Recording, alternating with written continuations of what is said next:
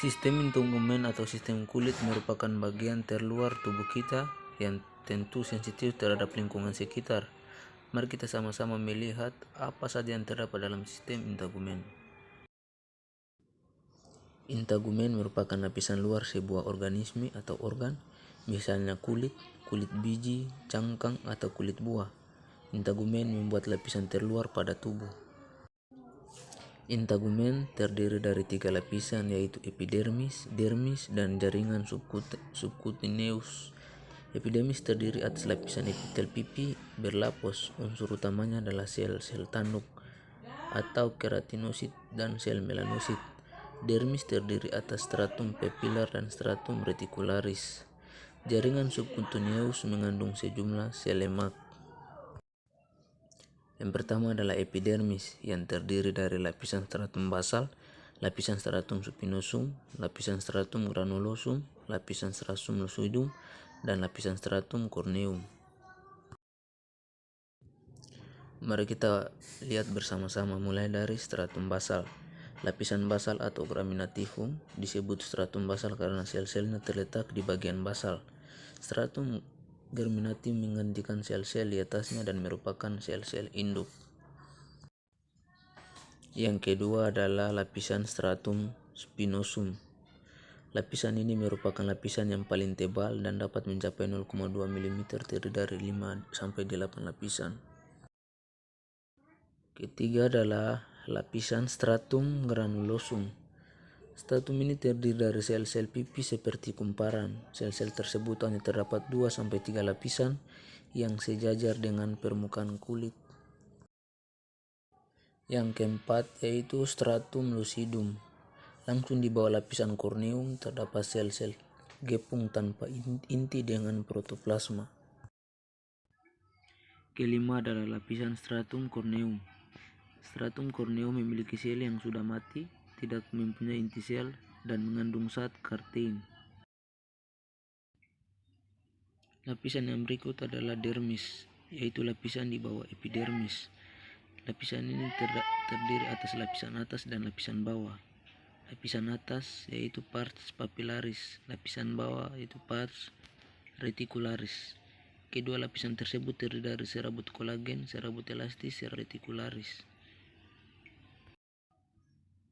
Stratum papillaris yang merupakan bagian atas dermis mengandung papilla dermis. Terdapat pembuluh darah kapiler dan corpus Meissner atau reseptor raba, dan terdapat fibroblast, set mast, makrofag, dan leukosit yang keluar dari pembuluh. Yang kedua yaitu stratum reticularis yang merupakan bagian bawah dermis yang mengandung folikel rambut, kelenjar lemak, mengandung kelenjar keringat, korpus Pacini atau reseptor tekanan.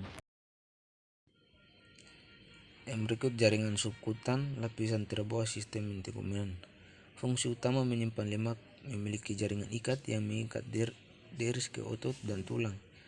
Jaringan subkutan juga mendukung pembuluh darah saraf dan kelenjar dalam dermis.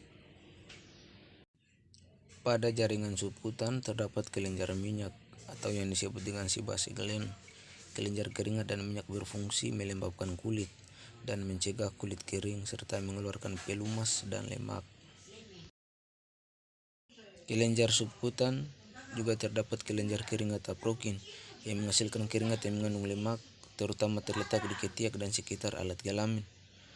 Aktivitas kelenjar menghasilkan bau karena bakteri memecah komponen kelenjar apocrine.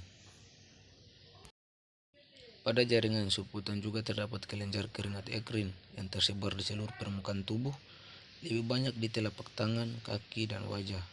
Air yang bercampur garam dan berfungsi sebagai pengatur tubuh. Selanjutnya kita membahas tentang fungsi kulit, yaitu yang pertama fungsi sekresi yang menjaga bagian dalam tubuh dari gangguan fisik dan kimiawi. Dan kedua misal sengatan, UV, kuman, bakteri, lisol, karbon, infeksi, dan lain-lain. Karena bantalan lemak tebal lapisan kulit dan serabut.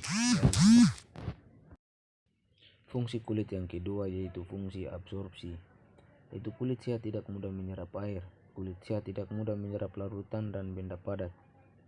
Permeabilitas kulit terhadap O2 dan CO2 dan uap air. Kulit mengambil bagian pada fungsi respirasi. Fungsi kulit yang ketiga yaitu fungsi sekresi.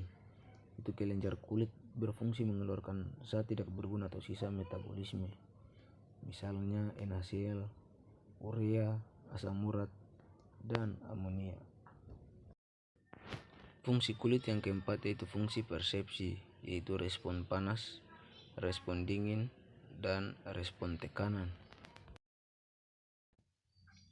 Fungsi kulit selanjutnya yaitu fungsi pengaturan suhu tubuh, yaitu mengeluarkan keringat dan mengerutkan otot atau kontraksi pembuluh darah kulit. Yang berikut fungsi pembentukan pigmen, yaitu sel pembentuk pigmen terletak di lapisan basal.